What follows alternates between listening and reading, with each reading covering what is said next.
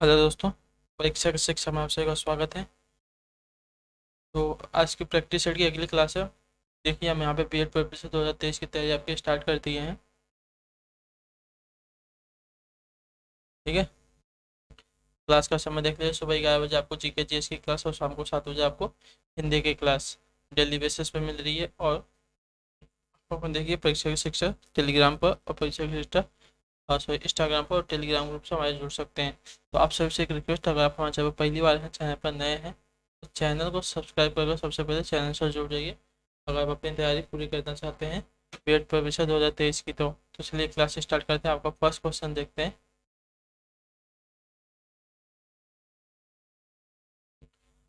First number है, अगला practice set का पहला क्वेश्चन आपका। सामान्य संतुलन विश्लेषण किसने विकसित किया था? सामान्य संतुलन विश्लेषण किसने प्रतिपादित किया था? तो आपका उत्तर हो जाएगा, मतलब किसने विकसित किया था, तो आपका उत्तर हो जाएगा वालरस ने। ठीक है, और जो ऑप्शन आपका सी दिएगा आपका राइट आंसर हो जाएगा। वालरस आपके फ्रेंच के एक अर्थशास्त्री है और इन्होंने यह सिद्धांत आपका 1870 में प्रतिपादित किया था, याद रखिएगा। और नेक्स्ट है आपका दूसरा नंबर क्वेश्चन है। प्रश्न संख्या 2 है आपकी। आंतरिक से व्यापार किससे संबंधित है? आंतरिक से व्यापार किससे संबंधित है? आपका उत्तर हो जाएगा शेयर मार्केट से। ठीक है, जो ऑप्शन बी दिया गया है आपका सही उत्तर हो जाएगा। आंतरिक व्यापार आपका शेयर मार्केट से संबंधित है जब कंपनी के मैनेजमेंट से जुड़ा व्यक्ति अंदरूनी जानकारी होने के आधार पर शेयर खरीद या बेचकर गलत तरीके से मुनाफा कमाता है तो उसे आंतरिक व्यापार कहा जाता है। अगला है आपका तीसरा नंबर क्वेश्चन है। 12वीं पंचवर्षीय योजना का कार्यकाल आपसे क्या पूछा है, क्या था? तो 12वीं पंचवर्षीय का योजना का कार्यकाल आपका था 2012 से 2017। ठीक है, जो ऑप्शन आपका बी दिया गया है आपका राइट आंसर हो जाएगा। ये योजना आपको 1 अप्रैल 2012 से लेकर 31 मार्च 2017 तक निर्धारित की गई थी। इस योजना का विकास दर आपका लक्ष्य रखा गया था 8%। ठीक है, पहले यह लक्ष्य 8.2% था, जिससे घटाकर आपका 8% कर दिया गया था। अगला क्वेश्चन है आपका क्वेश्चन नंबर 4। क्वेश्चन नंबर 4 है आपका। एकात्मक सरकार में समस्त शक्ति किसके हाथ में होती है? एकात्मक सरकार में समस्त शक्ति किसके हाथ में होती है? आपका उत्तर हो जाएगा केंद्रीय सरकार का। ठीक है, जो ऑप्शन आपका बी दिया गया है आपका सही उत्तर हो जाएगा। चलिए अगले क्वेश्चन पे चलते हैं। आपको 5वां नंबर क्वेश्चन देखते हैं आपसे क्या पूछ रहे हैं। 5वां क्वेश्चन आपसे बोला है, भारतीय कला का वह कौन सा स्कूल है जो ग्रेको रोमन बौद्ध आर्ट के नाम से भी जाना जाता है? भारतीय कला का वह कौन सा स्कूल है जो ग्रेको रोमन और बौद्ध आर्ट के नाम से भी जाना जाता है? आपका उत्तर हो जाएगा गांधार। ठीक है, जो ऑप्शन सी दिया गया है आपका राइट आंसर। गांधार कला एक प्रसिद्ध भारतीय प्राचीन कला है।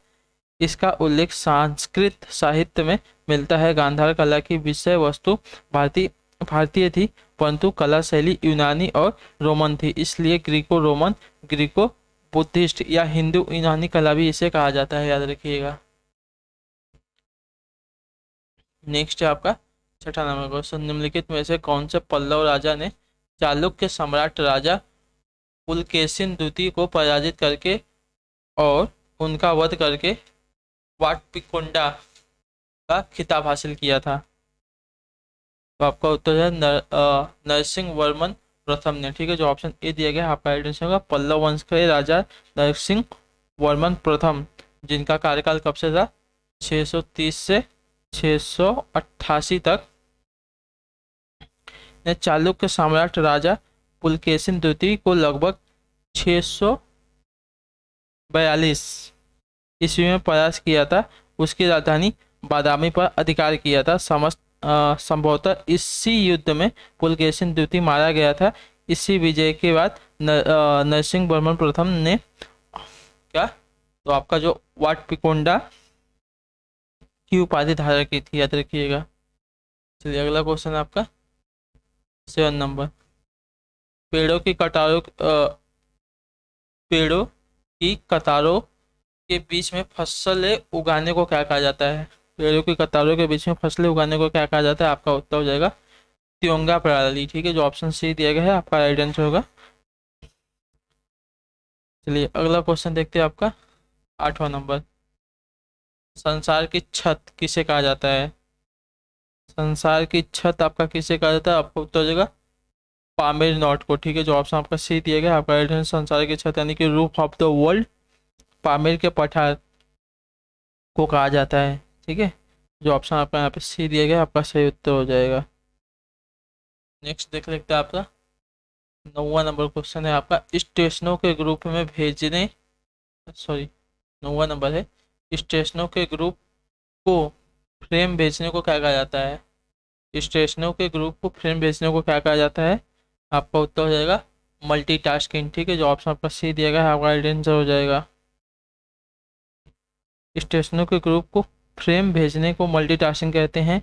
एक ही समय पर अनेक यूजर्स को एक कंप्यूटर नेटवर्क के माध्यम से डाटा भेजने की प्रक्रिया आपकी मल्टीटास्किंग कहलाती है। ठीक है, चलिए अगला क्वेश्चन आपका 10वां नंबर है।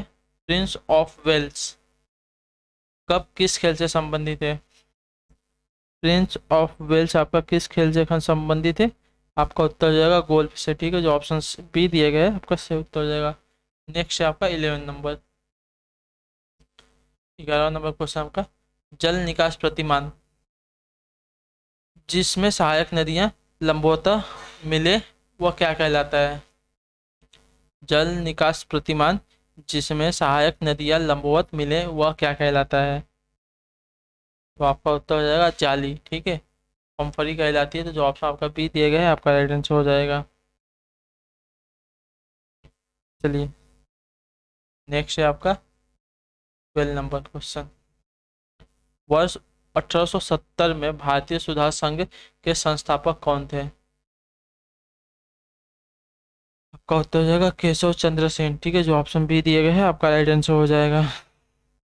नेक्स्ट है आपका 13 नंबर 13 नंबर क्वेश्चन है। कौन सा संविधान संशोधन अधिनियम संसद सदस्यों और विधानसभा सदस्यों की अयोग्यता से संबंधित है? तो आपको उत्तर हो जाएगा 52वां संविधान संशोधन अधिनियम। ठीक है, जो ऑप्शन आपका यहाँ पे पी दिया गया आपका राइट आंसर 52वां संविधान संशोधन अधिनियम संसद संसद सदस्यों एवं विधानसभा सदस्यों की अयोग्यता से संबंधित है। यह संशोधन 1885 में किया गया था। इस संशोधन द्वारा आपका राजनीतिक दल बदल पर अंकुश लगाने का लक्ष्य रखा गया था, याद रखिएगा 1885 में ये पारित हुआ था। चलिए अगला क्वेश्चन देखते हैं 14 नंबर। हृदय की धड़कन की गति निम्नलिखित में से किससे बढ़ती है? हृदय की धड़कन की गति निम्नलिखित में से किससे बढ़ती है? आपका उत्तर हो जाएगा अनुकंपित तंत्रिका से। ठीक है, जो ऑप्शन बी दिया गया आपका राइट आंसर हो जाएगा। यह स्वायत्ता तांत्रिक तंत्र से संबंधित है। ठीक है, यानी कि जो श्वसन की तंत्रिका होता है उससे संबंधित है। अनुकंपित तंत्र के कार्यों में एक कार्य इसके द्वारा हृदय स्पंदन को तेज करना है, यानी कि जो उसकी धड़कन है उसको बढ़ाना होता है, याद रखिएगा। यह लाल ग्रंथि के स्राव को कम करती है। ठीक है, चलिए अगला है आपका 15 नंबर। 15वां नंबर क्वेश्चन आपका है नियासिन जो विटामिन बी कॉम्प्लेक्स ग्रुप का एक विटामिन है, इसकी कमी से कौन सा रोग होता है? मतलब इसकी कमी से कौन सा रोग होता है? नियासिन जो विटामिन बी कॉम्प्लेक्स ग्रुप का एक विटामिन है, इसकी कमी से कौन सा रोग होता है आपका? तो आपका उत्तर हो जाएगा पाइलेग्रा। ठीक है, जो ऑप्शन बी दिएगा आपका राइट आंसर हो जाएगा। नेक्स्ट है आपका 16 नंबर। पृथ्वी के कोरानी के केंद्रीय भाग को और किस नाम से जाना जाता है? तो आपका उत्तर हो जाएगा गुरुमंडल। ठीक है, जो ऑप्शन सी दिएगा आपका राइट आंसर हो जाएगा। नेक्स्ट है आपका 17 नंबर। विरोधी विरोधी गुणों का युग्म जो सामान्य विशेषताओं को नियंत्रित करे वह क्या कहलाता है? विरोधी गुणों का युग्म जो सामान्य विशेषताओं को नियंत्रित करे वह क्या कहलाता है आपका? तो आपका उत्तर हो जाएगा यु, युग्म विकल्पी यानी कि एलिल। ठीक है, जो ऑप्शन सी दिया गया है आपका राइट आंसर हो जाएगा। नेक्स्ट है आपका 18 नंबर। इलेक्ट्रॉन का एंटी पार्टिकल क्या है? इलेक्ट्रॉन का एंटी पार्टिकल आपका क्या है? तो आपका उत्तर हो जाएगा पॉजिट्रॉन। ठीक है, जो ऑप्शन ए दिया गया आपका राइट आंसर हो जाएगा। नेक्स्ट है आपका 19 नंबर। ध्रुवीय क्षेत्रों की आबादी किन कारणों से विरल है? ध्रुवीय क्षेत्रों की आबादी किन कारणों से विरल है? तो आपका उत्तर हो जाएगा अनुपयुक्त जलवायु की दशा से। ठीक है, जो ऑप्शन आपका बी दिया गया है आपका राइट आंसर हो जाएगा साथियों। चलिए,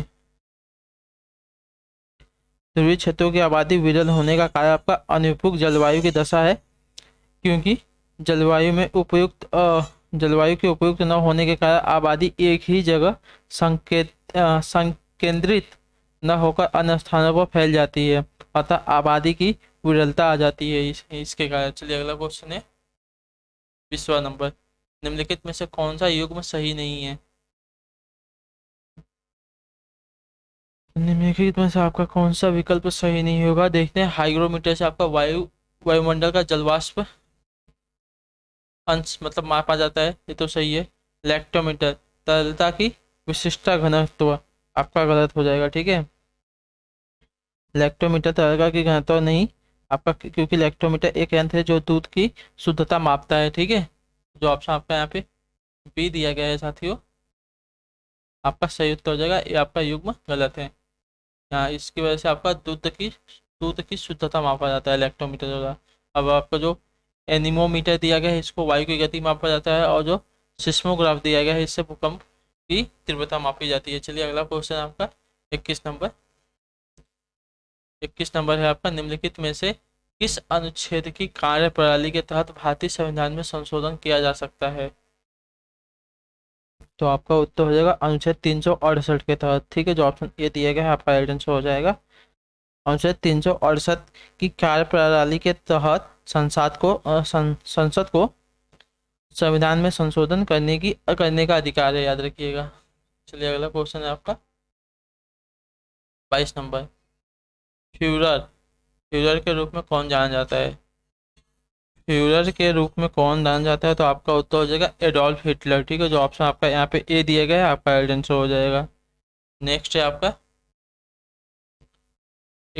23 नंबर। विजयनगर शहर और किस नाम से जाना जाता है? विजयनगर शहर और किस नाम से जाना जाता है? आपका उत्तर हो जाएगा हम्पी। ठीक है, जो ऑप्शन सी दिया गया है आपका राइट आंसर हो जाएगा। हम्पी कर्नाटक राज्य में स्थित है, याद रखिएगा। और विजयनगर की स्थापना आपकी 1336 ईस्वी में हुई थी। ठीक है, और इसकी स्थापना किसने की थी? तो हरियर एवं बुक्का नामक दो भाइयों ने इसकी स्थापना की थी। ठीक है, इस समय दिल्ली के सल्तनत पर मोहम्मद बिन तुगलक का शासन था, याद रखिएगा। चलिए, अगला क्वेश्चन आपका 24 नंबर। निम्नलिखित निम्नलिखित तुगलकी राजवंश के किस सुल्तान ने चांदी के सिक्कों के स्थान पर तांबे के सिक्के चलाए थे? बताइए। 24 का है। निम्नलिखित में से कौन था तुगलकी राजवंश जिसने चांदी के सिक्कों के स्थान पर आपका तांबे के सिक्के का प्रचलन किया था? तो आपका उत्तर हो जाएगा मोहम्मद बिन तुगलक। ठीक है, जो ऑप्शन आपका यहाँ पे बी दिया गया आपका राइट आंसर हो जाएगा। चलिए, और इसी के शासनकाल में आपका सांकेतिक मुद्रा की योजना आई थी, याद रखिएगा। चलिए, अगला क्वेश्चन है आपका 25 नंबर। निम्नलिखित में से कौन सा क्षेत्र ऐसा है जहां पर भूकंप आने की संभावना सबसे अधिक है? तो आपका उत्तर हो जाएगा गंगा ब्रह्मपुत्र जो घाटी है वहां पर। जो ऑप्शन बी दिएगा आपका राइट आंसर हो जाएगा। यहाँ पर भूकंप आने की संभावना सबसे अधिक होती है, क्योंकि भारत का भूकंपीय क्षेत्र इसी पेटी पेटी में समाहित है। यह क्षेत्र हिमालयी क्षेत्रों एवं म्यांमार की पहाड़ियों वाला क्षेत्र है, और यहीं पर गंगा ब्रह्मपुत्र घाटी का विस्तार है। ठीक है, तो जो ऑप्शन अगर पे दिया गया आपका राइट आंसर हो जाएगा। और इसी के साथ जो ये वाली क्लास है आपकी समाप्त होती है। आई होप कि आपको क्लास अच्छी लगी हो। आपका कोई भी प्रश्न हो, कोई भी डाउट हो, हमें कमेंट करके बताइएगा। अपना सुझाव भी हमें कमेंट में दे सकते हैं। बाकी अगर चैनल पर पहली बार चैनल पर नए हैं तो चैनल को सब्सक्राइब कर दीजिए, क्लास को लाइक कर दीजिए, और अपने दोस्तों के साथ शेयर कर दीजिए जो बीएड प्रोफेसर 2023 की तैयारी कर रहे हैं, उनकी हेल्प हो जाएगी। बाकी हम आपसे मिलते हैं आपके अगली क्लास में, तब तक के लिए टाटा बाय बाय, जय हिंद जय भारत। आप सभी का शुक्रिया क्लास से जुड़ने के लिए साथियों।